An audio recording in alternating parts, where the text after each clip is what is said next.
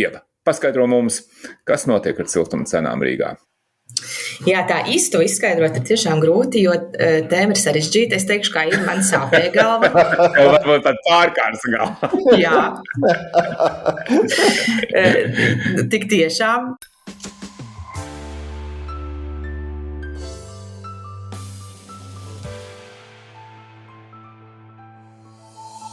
Jūs klausāties Šķiltavu podkāstu jeb raidierakstu, kurā ir žurnālisti izgaismo nedēļas notikumus. Budžeta portfelis šonedēļ tika aiznests uz Saimu, kur opozīcija gatava tajā ielaist nagus un raut un plēst. Kas īsti atrodas vecajā ādas somā? Un vai tas izturēs politisko plūkšanos? Savukārt daudzu rīdznieku personisko budžetu jau drīz skars Rīgas siltuma tarifu pieaugums. Kāpēc palielinājusies siltuma cena? Trešdien Latvijā atzīmēja valsts valodas dienu. Vai darām gana daudz, lai mūsu valodu pasargātu? Par šiem un citiem jautājumiem šonedēļ Šķiltavā spriedīs Ieva Jakone. Sveika, Ieva! Sveiki! Aivars Ozoliņš. Sveiks, Aivar! Sveicināti! Un līdz ar Aivaru arī es, Pauls Rauceps.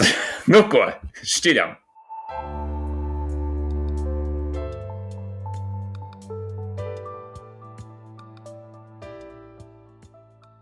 Skatījos šorīt Saimas mājaslapā, kur diezgan ātri izskatīju 50 jautājumus ārkārtas sēdē, kas saistīti ar, viens nebija tieši saistīts ar budžetu, bet vispārējie bija vairāk vai mazāk saistīti ar budžetu.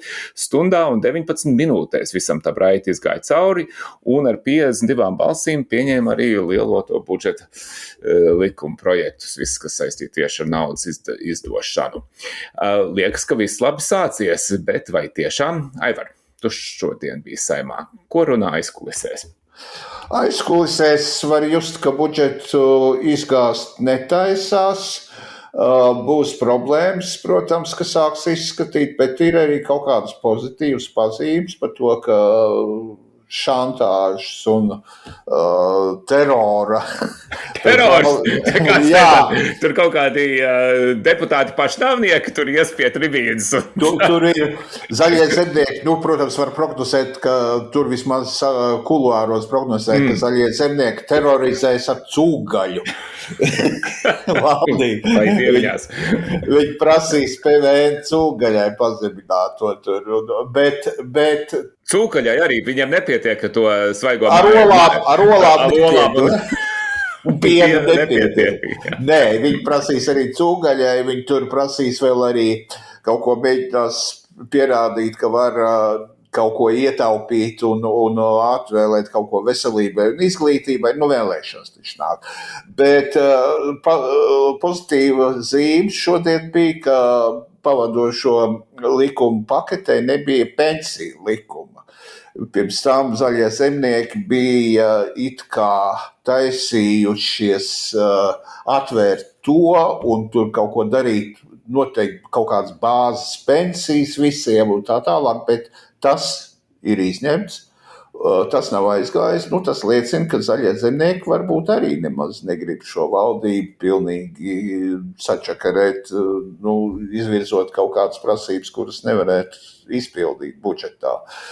Tā kā ar budžetu pagaidām viss virzās uz priekšu. Bet varbūt ir vēl kādi citi zemūdens akmeņi, kas varētu... Ir, protams, Stambulas konvencija. Bet ne tikai. Es saprotu, ka te ar migrantu jautājums tur es redzēju, ka ārlietu ministri ir kaut ko ierakstījusi sociālos, kur viņi aizrāda ZZS pārstāvjiem, ka tie nav īsti sapratuši, kas notiek Eiropas Savienībā šajā jautājumā. Jā, un migrantu jautājums, cik es arī mazliet tur pataujāju, poļi bija izbazūnējuši, ka viņi jau panākuši sev izņēmumu tur, un tas tā nav. Lemšana ir atlikta un pašlaik vēl lēmums nav par to pieņemts. Bet, kā es tur citēju tos noskaņojumus, ja poļiem būs izņēmums, tad mums arī vajadzēs. Tad būs spiediens, protams, uz ārlietu ministriju, bet... Tas, kad ir iekšlietu ministri jautājums, ja es pareizi saprotu. Jā, bet viņi jau, protams, mēģinās, ko tur Kozlovski, mēģinās brāži pie reizes, kad jau Avens tur arī viņu apstrādā. Kaut kas jau tur būs jādara arī ārlietu ministrijai šajā jautājumā, kaut gan lemšana, protams, ir iekšlietu ministrijai galvenā. Bet es nedomāju, ka budžets būs problēma. Būs, protams, jautājums par to, kas notiks, kad denoncēs pareizāk. Te jāprecizē balsis tam likumprojektam par izstāšanos no Stambulas konvencijas ir Saeimā. Jautājums ir tikai tad, kad pašlaik tikai kad līdz tam nonāks. Bet denoncēšana tā vēl nebūs. Pēc tam jau vēl būs. Jaunā vienotība saka, ka viņam ir plāns A, B un C, bet tur arī tīri. Vai tev nepastāstīja, kas tie pa plāniem ir? Mēs jau pagājušā raidījumā spriedām, ka ir kaut kāds slepenais plāns. Tur nekā daudz slepenu nav. Tur pirmkārt, prezidentam ir jāizsludina par to, ka viņš varētu neizsludināt, liela optimisma nav. Bet tad vakar jau pie Dombura Zanda Kalniņa Lukaševics pateica, ka pavisam atklāti, ka tad viņi iesniegs prasību Satversmes tiesai to izvērtēt. Un tas process varētu būt ilgāks. Protams, ir jautājums, ko darīs progresīvie, vai viņi pievienosies šai prasībai, vai uzreiz metīsies ārā no valdības. Kas būtu visizdevīgākais. Protams, Šlesaram vislabāk patīk, ka progresīvie paši aiziet, un tā valdība pati sabrūk, ka viņi tur īsti nav jāgrauj. Bet par to arī tur nav skaidrs. Progresīvajiem, es tā saprotu, no ierindas vēlētājiem ir liels spiediens, ka tad ir jāizstājas, ja Saeima nobalso. Bet, tur Saeimas deputāti, ar kuriem es tur pārmīju dažus vārdus, viņi, protams, saka, ka viņam būs grūta izvēle, bet, protams, uzreiz mesties ārā diezin vai būtu ļoti prātīgi. Jā. Labi, bet atgriezīsimies pie budžeta, kas ir, tā Stambulas konvencija, protams, visu laiku te kaut kur fonā. Es nezinu, kā īsti rēgojas, lai kaut būtu tas pareizais vārds, ja tā denoncēšana rēgojas. Bet aktuālais jautājums ir budžets. Galvenie skaitļi ir, man liekas, visiem droši vien zinām, visi būs dzirdējuši ziņās, 3,3% deficīts no IKP nākamgad, izdevuma aizsardzībai pieaug līdz 4,9% no IKP. Bet tas, protams, ir ļoti apjomīgs un sarežģīts likumprojekts, ko nevar reducēt tikai uz šiem diviem skaitļiem. Un tur ir daudz, kas, par ko varētu runāt, kam būtu jāpievērš uzmanība. Ieva, kas tur... Mēs te parunājam pirms raidījuma, ka mēs katrs varētu iedziļināties un drusku padomāt par citām lietām, kas liekas, vai var tām pašām, bet kas liekas svarīgākais visā tajā budžeta paketē? Protams, tur ir daudz lietas, kas daudzus iepriecinās, kas ir gan minimālās algas pieaugums, gan neapliekamā minimuma pieaugums un pabalsti gan bērnu kopšanai, gan bērnu piedzimšanas pabalstiem. Tās tādas labas ieceres, kuras daudzi droši vien izjutīs un priecāsies. Bet es esmu norūpējusies par to, ka šajā budžetā izdevumi ir par gandrīz 2 miljardiem eiro lielāki nekā ieņēmumi, un ka būs jāpalielina šis valsts parāds. Un es domāju, ka pilnīgi noteikti varēja atrast kādu iespēju tomēr ietaupīt vairāk, jo Finanšu ministrija norāda, ka publiskā sektora izdevums 26. gadam būs izdevies samazināt par 171 miljonu. Bet mana uzmanība, piemēram, aizķērās aiz datiem par finansējumu pašvaldībām. Un nodokļu ieņēmumi, kas prognozējumi nonāk pie pašvaldībām 26. gadā, būtu 2,6 miljardi, kas būtu 6% vairāk nekā 25. gadā. Un pagājušajā gadā es strādāju pie viena raksta, kurā es salīdzināju darba vietu skaitu, amata vietu skaitu Latvijas pašvaldībās 14. un 24. gadā. Un šī perioda laikā, 21. gadā, bija notikusi novada reforma, un it kā taču vajadzēja tam pašvaldību darbinieku skaitam samazināties. Bet tas, kas bija noticis, bija gluži pretējais. Un te, piemēram, piemēru bija tad rekordista Madonas novads.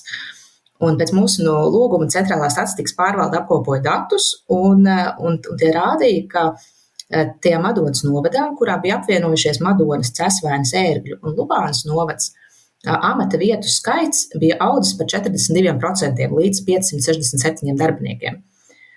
Un, lai gan iedzīvotāju skaits tur bija samazinājies par gandrīz 5 daļu.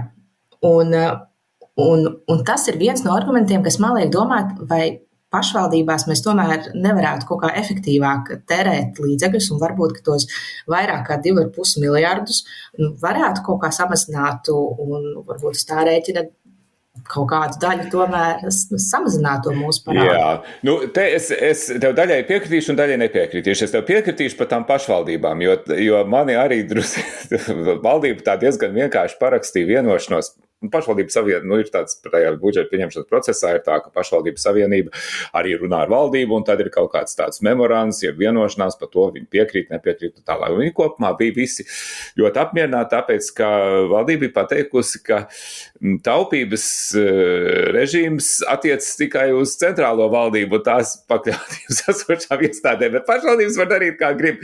Tas ir, viņas ir autonomas, suverēnas, var tērēt, teiksim, jāatbalstoši, teiksim, ienākumiem no IN un citiem kaut kādiem ienākumiem, kas viņiem ir, paši var lemt vai ietaupīt vai nē. Un tas, protams, ņemot vērā, ka tas ir tomēr diezgan ievērojams.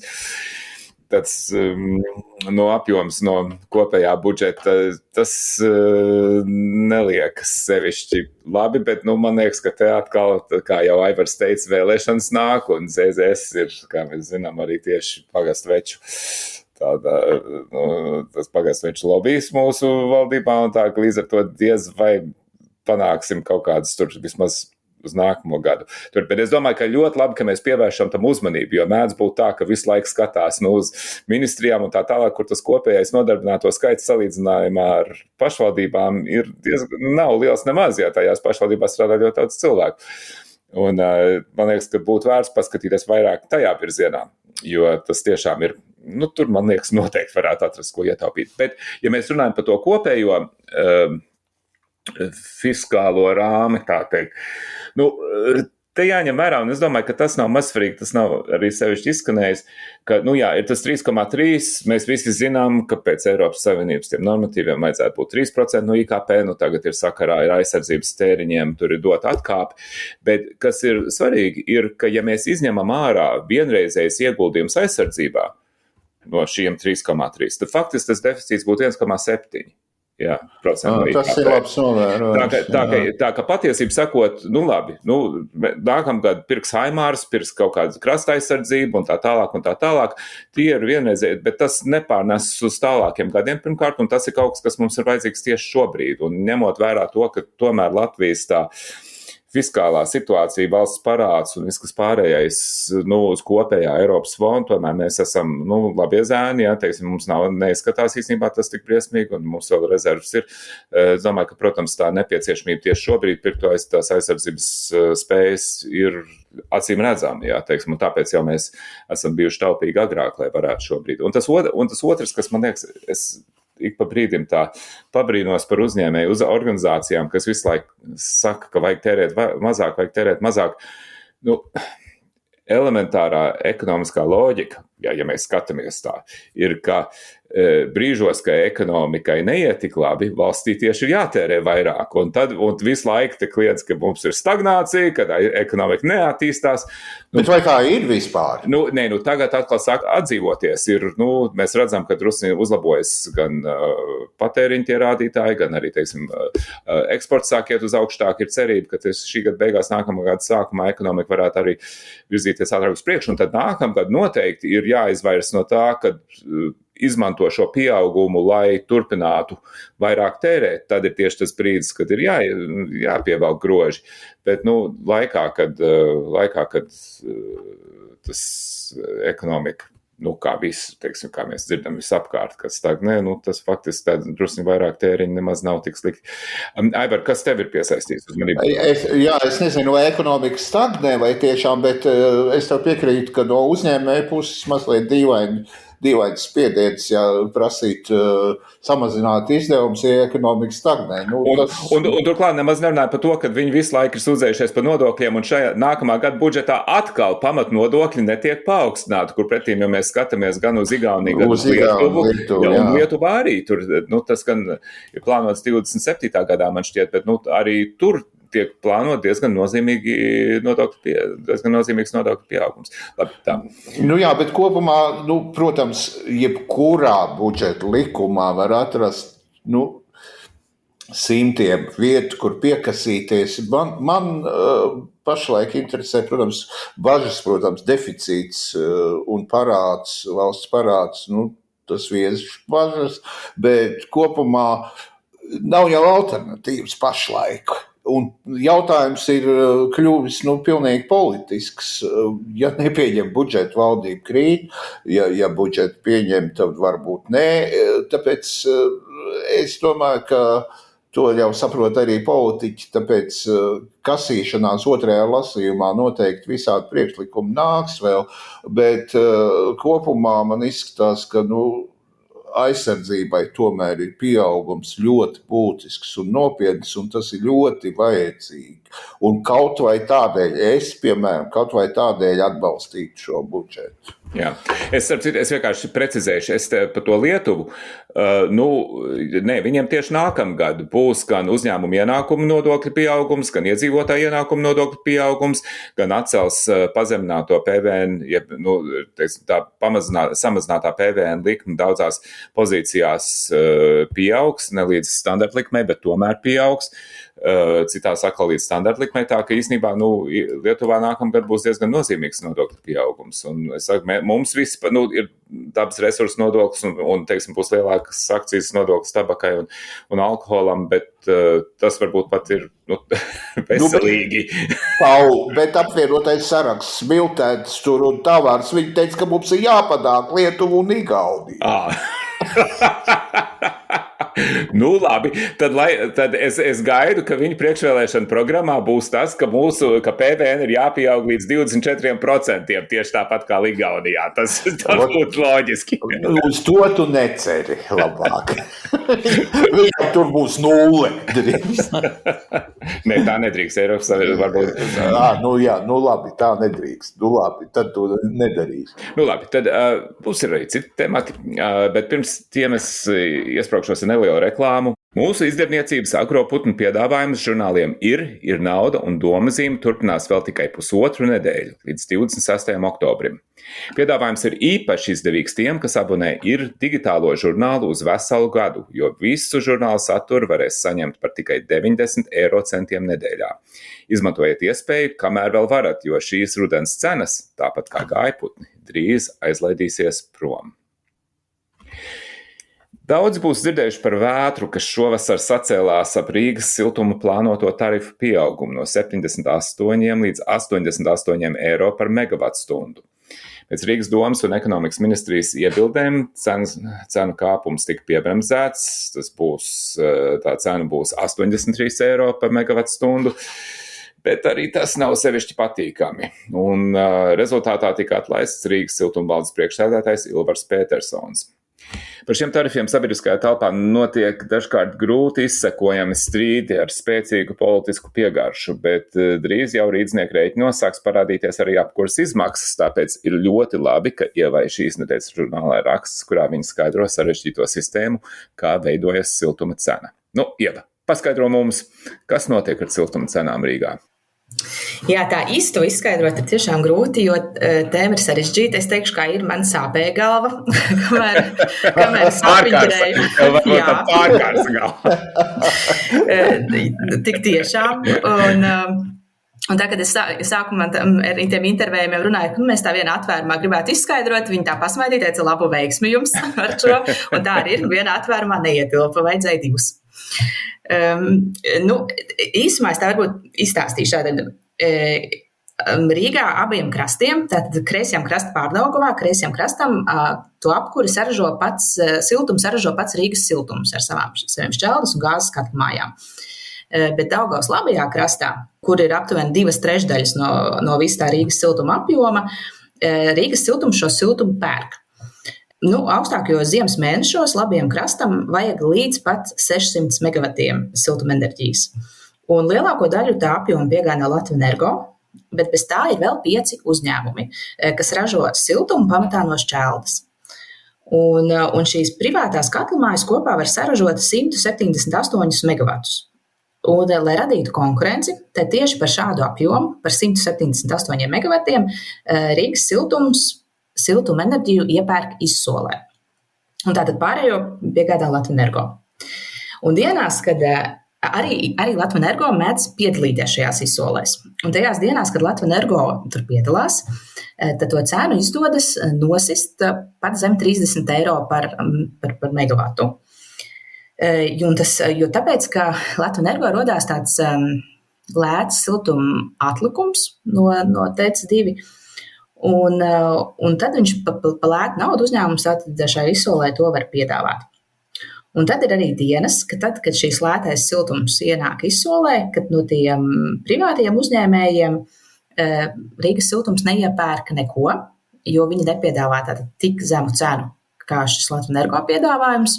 Un tad Rīgas siltums iepērk no Latvenergo gan to lēto siltuma atlikumu, gan to apjomu, kas ir virs izsoles apjomu par standarta tarifu cenu, lai gan it kā tie privātie būtu piedāvājuši lētāk.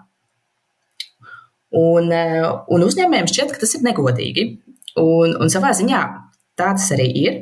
Bet lieta ir tāda, ka Latvenergo vairs nebūtu ieinteresēts savu siltuma atlikumu notirgot par zemu cenu, ja tas ietekmētu to cenu vai apjomu siltumam, kas tiek iepirkts ārpus izsoles par standarta tarifu. Un, ja Latvenergo vairs nepiedalītos šajās izsolēs, tad starp uzņēmējiem pazustu sāncensību un ievērojami augtu cenu.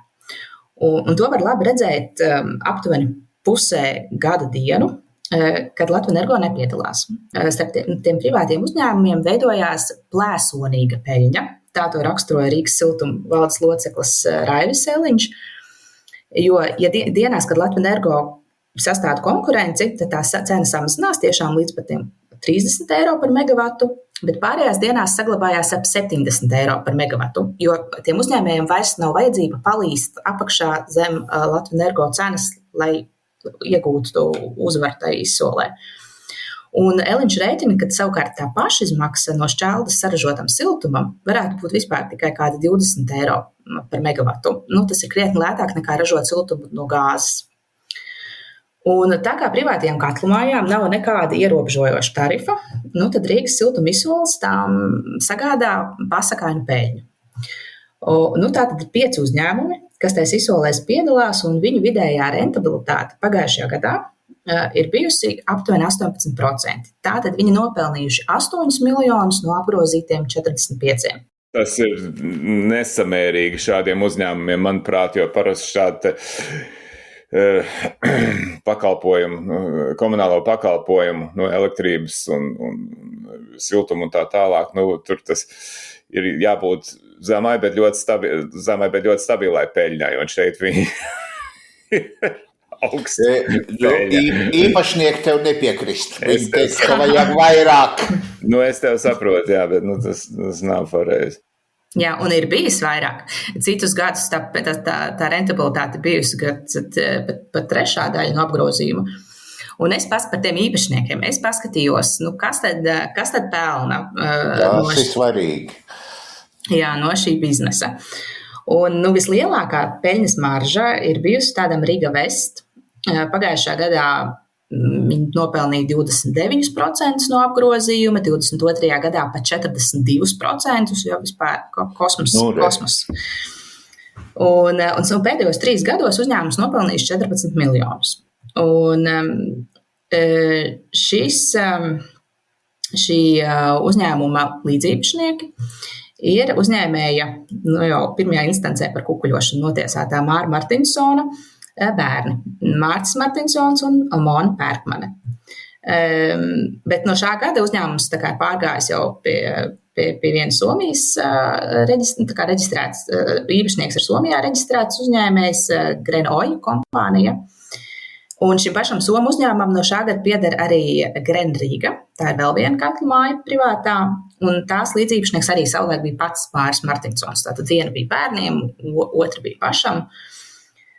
Un tad vēl tāda katlu māja uzņēmums Juglas Jauda. Tā bija pirmā privātā katlu māja Rīgā, kas piegādāja Rīgas siltumam enerģiju. Tās līdzīpašnieki savulaik bija ar Andris Čēles ģimenes saistīti uzņēmumi. Bet, piemēram, Ekoenerģija Rīga lielākais īpašnieks ir tāds uzņēmums Gaisma SD. Tā padomē darbojās Svetlana un Andris Dzeņi. Viņi savulaik bijuši Meridian Trade Bank, kas tagad ir Industri Bank saucās, akcionāri. Svetlana Dzene bija arī ilgadēja bankas vadītāja. Un viņa bija vadītāja arī laikā, kad šīs bankas vairākuma īpašnieki bija ar Putinu cieši saistītie Krievijas miljardieri Arkādijs un Boris Rotenbergi. Tie, kas būvē Kerčas tiltu. Jā. Nu, lūk. Jā, tas, ka šādi personāži ir tik aktīvi šajā ekonomikas jomā uzreiz liek domāt, ka tur ir atrasts labs veids, kā noslaukt iedzīvotājus, jo viņi citādi tur nedarbotos, manuprāt. Aivar, tev ir vēl kaut kas piebilst? Jā, es vēl piebilstu, ka mums te ir daudz runājumi par to, kā ar Kremli saistīti visādi oligarhi mēģina ietekmēt Latvijas politiku, un pašlaik visi par avenu, visur avens, bet izskatās, ka te ir daudz dziļāk tie ūdeņi, un tur ne tikai avens, ja tur ir Rotenbergi kaut kā interesē. It kā vairs nesot, bet nu labi. Nē, tur Rotenbergi nebija tajos siltuma uzņēmumos, viņi bija bankā un tie cilvēki. Viņi bija bankā, tie cilvēki, ar viņiem ir saistīti attiecības noteikti ir un gan jau var kaut ko ietekmēt. Un ja tur vēl šķēlē ar Šleseru, protams, un ar viņiem saistīti cilvēki pareizi sāktu iekšā ir, tad vēl pieķeram klāt Dmitriju Mazepinu, vēl viens visās sankcijas saraksts. Tos ielikts. Kurš arī, viņa uzņēmuma arī ļoti grib kaut kādā veidā te izlīst savādāt sācijā. Jā, tā aina kļūst vēl drūmāk par to iespējamo ietekmi, un daži te var cīnīties vienkārši par lielāku peļņu no siltuma uzņēmumiem, bet tā ir vēl viens svīrā, kur, protams, ietekmēt politiku. Jā. Tas, ko es te īsti nesapratu, ir kāpēc. Ja, tev rakstā ir teikts, ka šķeldes ražotais siltums tā pašizmaksa ir apmēram 20 eiro. Labi, protams, uzņēmējiem ir nepieciešama kaut kā tā peļņas marža, bet kāpēc vienkārši tad neaiziet pie visiem šiem privātajiem, nepasaka, labi, mēs garantējam šādi, ka mēs iepirksim tādu siltuma apjomu katru gadu. Tarifs būs tāds, tur nosaka regulators, ja, kā citos, kopumā siltuma tarifu nosaka regulators, un viss, un strādājiet, un mēs jums maksāsim, jo šī sistēma acīm redzot ir radīta, lai, teiksim, tieši lai viņi varētu gūt šo virspēļu, bet tas nav ne mūsu interesēs, ne arī tas ir nepieciešams, jo, ja viņiem pateikt, labi, jūs uzcēlāt katlu māju, protams, jums ir jāatpelna un tā tālāk, bet, teiksim, te ir tas, kāpēc vispār kāpēc ir tik sarežģīta sistēma radīta? Kāpēc viņi nevar vienkārši garantēt iepirkumu par zemāku cenu un viss, ja jau pašizmaksa tikai 20 eiro? Nopelnīt viņi tā vai tā? Jā, tagad viena lieta, kas mainīsies ar šo sezonu, ir tāda, ka tiem uzņēmējiem Rīgas siltums piedāvā, bet brīvprātīgu iespēju pieteikties vai nepieteikties līdz 50% tā viņu saražotās enerģijas tirgot ar fiksētu tarifu, kas ir 45 eiro par megavatu. Tam tāpat būtu jābūt gana ienesīgi, jo pagājušā gadā tā vidējā cena izsolēs ir bijusi 52 eiro. Tā kā mazāk, bet ņemot vērā, cik viņiem ir lielas peļņas, ar to vajadzētu būt arī gana, lai labi nopelnītu. Un tagad jautājums, cik tie uzņēmēji šim pieteiksies un cik izmantos, jo tas viņam, protams, piedāvā to garantēto apjomu, bet par to samazināto cenu sanāk tad otru savu pusi tās enerģijas viņi var mēģināt tirgot, par kādu cenu viņi vēlās.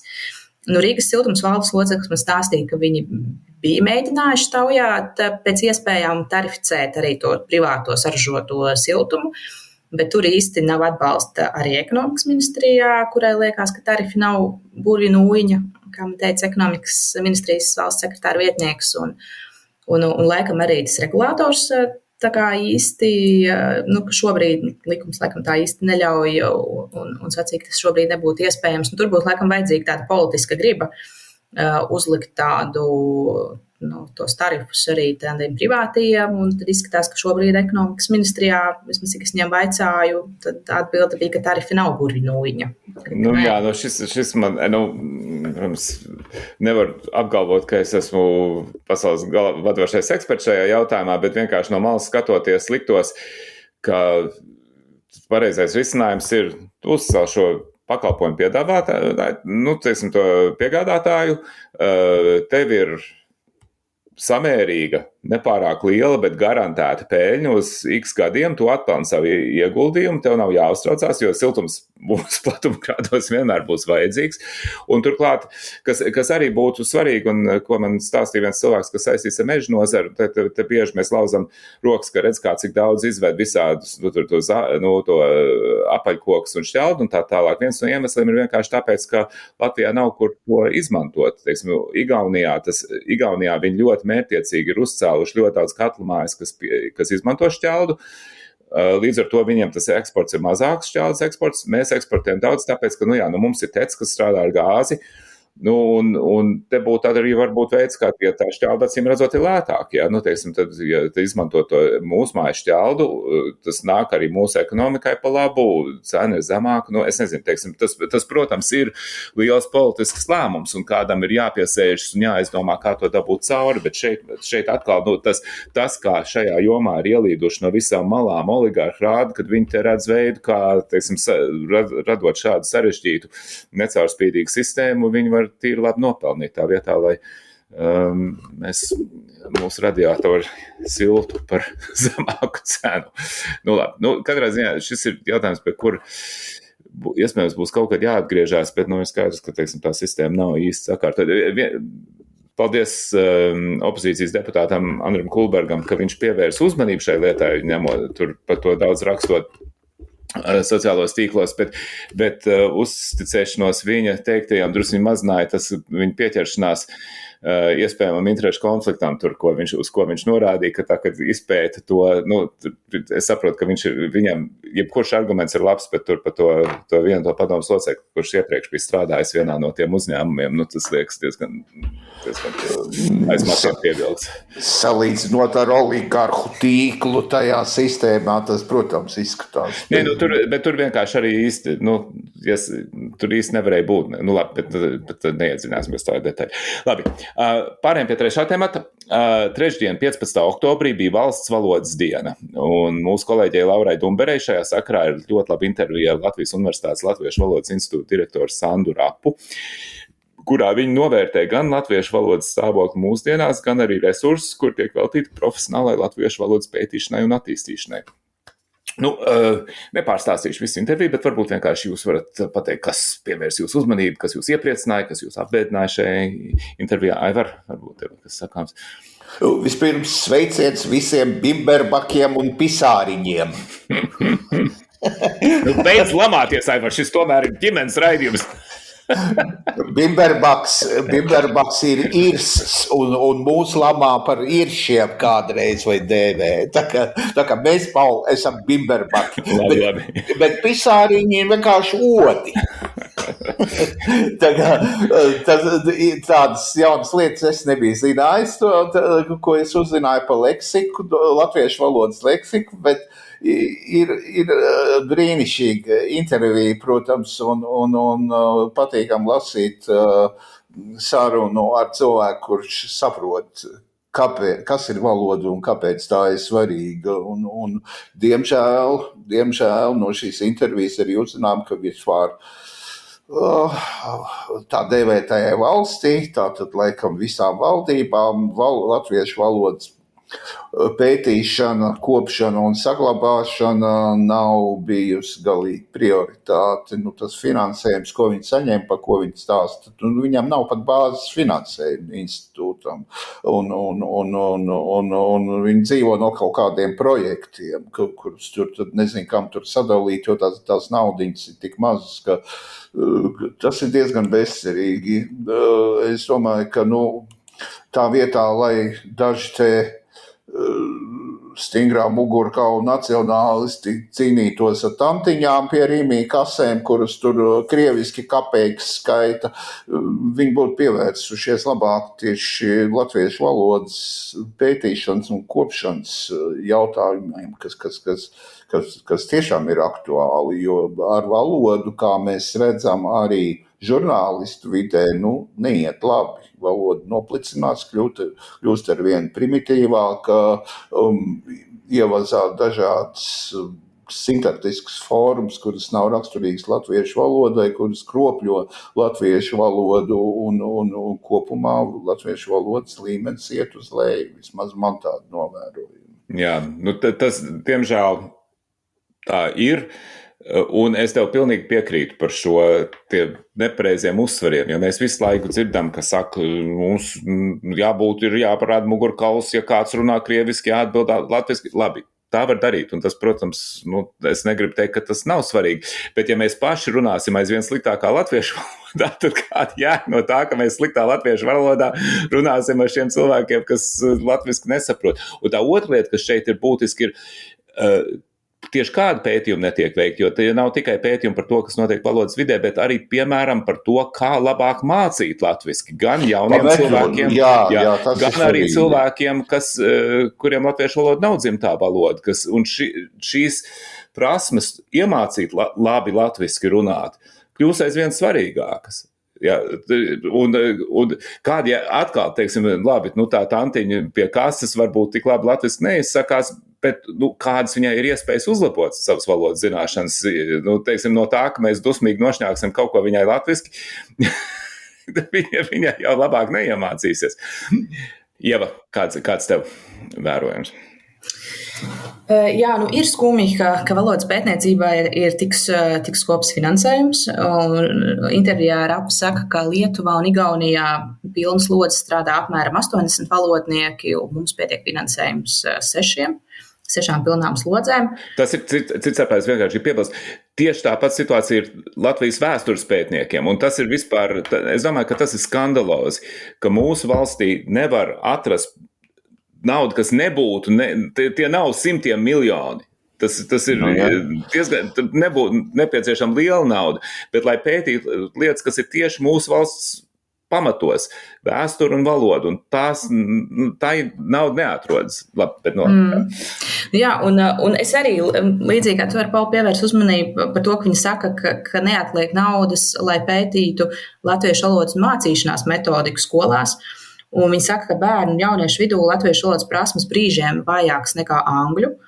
Un skolotāji stāstot, ka mācību stundās skolēni neuztver gandrīz pusi no viņa teiktā, lai gan tas pateicis normālā vienkāršā latviešu valodā. Un es saprotu, ka viņi pat nerunā par citautiešiem, bet par latviešu bērniem, kuri neuztver tekstu latviešu valodā. Un man tam nav grūti noticēt. Es pastāstīšu mazo atgadījumu. Ar savām meitām aizbraucām Imantā uz burgernīcu. Un mums pie blakus galdiņa sēdēja meitenes, kurām bija kādi 12, 13 gadi, es domāju, 4 meitenes. Viņas savā starpā sarunājās, un es to sarunu dzirdēju, jo daudz cilvēku tur nebija to brīdi. Un viņas nerunāja latviešu valodā. Tas bija tāds mistrojums no latviešu un angļu valodas, kur katrā teikumā vai katrā otrā bija well, like, actually, un dažreiz visi kopā, well, like, actually, viņš ir baigais players. Un ir pat grūti izsakot tai sarunai līdzi, un es domāju, ka viņas nepateica nevienu teikumu, latviešu valodā, ja. Viņām, tā nav arī angļu valoda, kā tā nav nekāda valoda. Tas ir kaut kāds jāatzīst, ka tā, protams, nav tikai mūsu problēma. Es nesen Guardianā, Britu laikrakstā, izlasīju rakstu par Somiju, un par angļu valodas dominanci tur. Somijā strauji pieauga angliski izdoto grāmatu noiets, un pērn tās bija jau 4. daļa no visām pārdotām grāmatām Somijā. Un tas apdraud ne tikai tulkoto grāmatu tirgu, bet atspoguļo arī modes tendences. Un viena Somu izdevēja pārstāve Lena Balme teica, un es citēju, Helsinkos uz ielas var dzirdēt, kā Somijā dzimuši tīņi, kuriem ir somiski runājoši vecāki, savā starpā sarunājas angliski. Tā, tas, un, ja mēs domājam par tautu ar, teiksim, nacionālo pašlepnumu un stāju, ja, teiksim, droši vien, ka viena no pirmām, kur nāk prātā ir Somi, un, teiksim, viņiem tā pati problēma ir, bet tas jau neliecina, ka mēs varam samierināties, jo tas vienkārši liecina par to, ka šī ir ļoti spēcīga tendence, kurai nepietiks ar to, ka ir 6 pētnieki, kas dzīvo no kaut kādiem ubagrašiem, ir jābūt ļoti mērķiecīgam darbam, nevis, ka mēs runājam latviski ar krieviem, bet ka mēs paši runājam latviski pareizi. Jā, jā lasot LSM ziņas, man nepaliek priekšstats, ka mēs runājam latviski pareizi. Bet es nobeigšu šo, mēs te visādi sūdzamies, un tāpēc es nolasīšu te vienu ierakstu, kas bija Ilmāram Šlāpenam šodien Facebookā. Viņš bija nobildējis, viņš neatsaucās uz avotu, bet te ir, acīm redzot, kaut kā sinonīma vārdnieci, kaut kas līdz ko šārties. Un te ir šķirklis īgni cilvēki. Es sākšu. Tad, lai bagātinātu mūsu valodu. Pacakot, īgni cilvēki. Īgnis, īgonis, īdzenis, ņurdulis, ņurdis, rūcenis, rūceklis, rūksnis, ņurkstis, dūcenis, dūceklis, dūcis, dūcmanis, dūgmanis, skābulis, skābumpots, rūgums, rūgumpots, rūgummais, erreklis, grīnelītis un, kas man vislabāk patīk, snapūzis. Tas tiek skaidrots kā īgduma pilns cilvēks, kas pats nezin, ko darīt un izturas ir kā citi būtu vainīgi. Tā ka snapūzis viss ir slikti piekritējis. Tas ir labi. Sandra Rapa intervijā arī atgādina, ka latviešu valodā ir 4 miljoni vārdu, bet mēs tā inteliģents cilvēks ikdienā lieto apmēram 30,000. Zina 30,000. Zina 30, lieto apmēram pusi. Jā. Diemžēl. Labi, tā tad nebūsim snapūži, bet ķersimies valodas līmeņa uzlabošanas. Tā, ar to mēs varam arī noslēgt šo sadaļu un ķerties pie citātiem. Aivar, kāds tev citāts šodien? Es turpināšu ar Sandru Rapu. 2 negari citāti, bet, manuprāt, svarīgi. Viens ir valodas loģika un struktūra liecina par tautas mentalitāti un pasaules uztveri. Un otrs, globalizācijas laikmetā varam pazaudēt savas valodas seju, līdz ar to savu unikālo domu formulēšanas veidu. Un šeit viņa vienīgo reizi intervijā lieto līdz ar to un dara to pareizi. Atšķirībā no mums. Labi. Ieva, kāds tev citāts? Es īstenībā arī turpinu ar valodas tēmu, bet ne ar Sandru Rapu vairs. 13. oktobrī Igaunijā tika aizturēts Saeimas deputāts no partijas Stabilitātei Aleksejs Rosļikovs. Un Igaunijas opozīcijā esošā centra partija viņu bija uzaicinājusi runāt par Krievu situāciju Igaunijā, Latvijā, Lietuvā, bet viņu aizturēja Igaunijas policija un, kā pats Rosļikovs skaidroja, par draudiem nacionālajai drošībai. Un tad Igaunija viņam noteica ieceļošanas aizliegumu līdz 20. oktobrim. Un es apskatījos viņa Facebook profilā, ko viņš par šiem notikumiem pats saka, un viņš tur raksta. Es teikšu pirmo teikumu latviešu valodā un otro krievu valodā, jo par to ir tas stāsts. Viņš saka tātad, tas ir draugi. Tā ir latviešu valoda, jā. Viņš saka, svodnī paļiķik, eto ugros. Un es nepārvaldu krievu valodu pārāk labi, un tāpēc es domāju, ko tas svodnī paļiķik nozīmē. Es paprasīju vispirms Google Translate.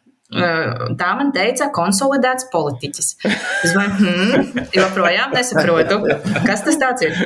Tad es paprasīju ChatGPT, ko tas svodnī paļiķik nozīmē. Un viņš raksta man ChatGPT. apvienotais politiķis, kopīgais politiķis, kompromisa politiķis vai puspolitiķis? Nu labi, lai ir puspolitiķis. Es godīgi sakot, jā, manuprāt, es zinu diezgan labi krievu valodu, bet kas ir svotnī politika? Es neņemu tos ātrumā tagad pārtulkot, ko viņš ar to bija domājis. Savestais politiķis. Bet godīgi sakot, izmantojot šīs internetu piedāvātās iespējas, tulkošanas iespējas, var diezgan pārsteidzošs rezultāts, jo mēs ar sievu, nav svarīgi, bet mēs mēģinājām atcerēties, kā krieviski ir bezdelīga. Sieva paņem Google Translate, ieraksta bezdelīga, lai pārnest uz krieviski, un dabūja rezultātu glatāķi. Kāpēc? Bet iemesls ir acīm redzams, es uzreiz sāku smieties, jo bezdelīga angliski ir swallow. Un swallow nozīmē norīt, un norīt krieviski ir glatāķi. Brīdojam. Mākslīgais intelekts, nepaldies. Turēsimies pie veselā saprāta. Tā, ka es domāju, ka, teiksim, šitā frāze arī varētu sanākt visai brīnum. Man ir divi citāti, nopietnāki, gan abi saistīti ar Stambulas konvenciju. Un viens ir policijas priekšnieks ģenerālis Armands Ruks šonedēļ intervijā Rīta panorāmā. Viņam vaicāja tā, vispārīgi par vardarbības statistiku par vardarbību 2 gados kopš Stambulas konvencijas pieņemšana, bet viņš pats no sevis, un es domāju, tas ir ļoti zīmīgi, viņš izteicās arī par šīs konvencijas plašāko nozīmi. Un es te citēju, viņš saka, mēs kā valsts atzīstam, ka šī lieta mums ir svarīga, respektīvi, ja mēs esam šo konvenciju ratificējuši, ka vardarbības apkarošana, mazināšana mums ir ļoti svarīga kā valstī un kā sabiedrībai. Tas paver ceļu uz fondiem, kas palīdz stiprināt mūsu iekšējo infrastruktūru. Tā ka, ģenerālis Ruks, kurš varbūt, es domāju, ka nav tāds šausmīgus genderismu tendēts cilvēks, viņš arī uzskata, ka šī konvencija ir ļoti svarīga un ka nevajag, ka būtu kāds kaitējums, ja no viņas atteiktos. Bet to jau saprot visi. Bet ir svarīgi to pateikt, jo pretējā gadījumā, ja izskan tikai šie, es nezinu, opozīcijas tie ķērcieni, tad rodas iespējas, ka visa sabiedrība ir tā pret, bet ir jānāk ar tiem pretējiem viedokļiem. Un es vēl turpināšu. Mums ir svarīgi, lai ir juridiskais ietvars, gan starptautisks, gan arī nacionāls, kuri ietvarā mēs varam cīnīties ar šīm problēmām. Un es turpināšu. Pasaules Brīvo Latviešu apvienība vēstulē Saeimai raksta sekojošo. Denuncējot šo konvenciju apstākļos, kad Latvija pirmo reizi iekļuvusi ANO drošības padomē, mūsu valsts rīkotos pretēji savai daudzus gadus paustajai ārpolitiskajai stājai, un tas neapšaubām iedragās Latvijas starptautisko tēlu, mazinās ārvalstu un sabiedroto uzticību mums. Mūsu, tas ir PBLA, ieskatā nevis Stambulas konvencijas šķeļ sabiedrību, bet realitātē to šķels šīs konvencijas denoncēšana. Un nekāda vietēja mēroga alternatīva Saeimas deklarācija neaizstās mūsu starptautiskās saistības, atbildību un tiesisko pienākumu. Izstāšanās gadījumā patiesie zaudētāji būs mūsu sabiedrība un līdzcilvēki, kuri savās ģimenēs ir saskārušies ar vardarbību. Tā ka te ir... Tas jau ir mērķis, tas jau ir tas mērķis. Jā, ne jau pa genderismu viņi tur uztraucās. Bet saprot, teiksim, visi šie cilvēki, kuri iestājas, viņi saka, redz, kā visa sabiedrība ir drausmīgi satraukt un tā tālāk, bet mēs redzam, ka tā ir jānāk ar apliecinājumu, ka viņi melo, ka tā tas nav. Viņi melo, protams, jā, bet tas nav pašsaprotamai, tur jābūt, tas ir jāpierāda. Tas ir jāpierāda, bet Ināra Mūrniece tev, piemēram, teiktu, citēju, mēs viens otru nepārliecināsim, tāpēc, ka mums katram savs viedoklis ir skaidrs. Jā, to es arī saprotu, bet, ir daudz cilvēku, kur varbūt nav iedziļinājušies, un tāpēc viņiem ir jādzird arī patiesība. Tā, labi, ar to mēs arī noslēgsim šo raidījumu. Paldies, kolēģi! Paldies, Aivar! Paldies visiem bimberbakiem! Paldies, Ieva! Paldies visiem! Šonedēļ atklāja Rīgas starptautisko kino festivālu, un šogad tiek virzīta kā Latvijas kandidāte uz Oskaru. Savukārt Baiba Litvina pēta, kas tiešām notika pirms 2 gadiem Rēzeknē, kad gaišā dienas laikā lielveikala stāvlaukumā nošāva Latgalē pazīstamo uzņēmēju Andri Ļupku. Ja jūs klausītāji vēlaties izlasīt šos vai kādus citus mūsu lielisko kolēģu rakstus, tos visus var atrast šīs nedēļas žurnālā Ir. Ticu, ka lielākā daļa no Štiltavas auditorijas ir lasītāji, bet tas, ka jūs pieslēdzaties mūsu raidījumrakstam, liecina, ka esat arī klausītāji, un tāpēc pievērsīšu uzmanību faktam, ka var klausīties ne tikai žurnāla Ir žurnālistu sarunas, bet arī viņu rakstus. Ja esat žurnāla abonents, tad katra raksta augšpusē atradīsiet pogu klausīties audio formātā. Tā ir lieliski iespēja iepazīties ar žurnāla saturu, kamēr, piemēram, esat pie mašīnas stūres vai virtuvē gatavojat vakariņas. Žurnālu Ir var ne tikai nopirkt veikalā vai kioskā, bet arī saņemt mājās vai lasīt viedtālrunī vai datorā. Aiziet uz mūsu mājaslapu ir.lv un sāciet abonēt žurnālu Ir, kas pieejams gan drukātā, gan elektroniskā versijā. Žurnāla abonēšana ir labākais veids, kā šajā laikā atbalstīt kvalitatīvu, uzticamu žurnālistiku. Taču, ja esat jau abonents vai arī jums vienkārši patīk mūsu raidieraksti, mēs būtu ļoti pateicīgi, ja jūs atbalstītu Štiltavas tapšanu ar nelielu ziedojumu. Saiti gan uz mūsu abonēšanas, gan uz ziedošanas lapu atradīsiet šī raidījuma aprakstā. Savukārt, ja vēlaties vairāk uzzināt par ārpolitiku, var sirsnīgi ieteikt mūsu otro raidierakstu Ārskats, kurā apskatām svarīgākos notikumus pasaulē. Paldies par labskanību Kristiānam Fuksam, paldies visiem, kas klausījās un kas mūs atbalsta ar ziedojumiem. Uz tikšanos nākamajā Štiltavā.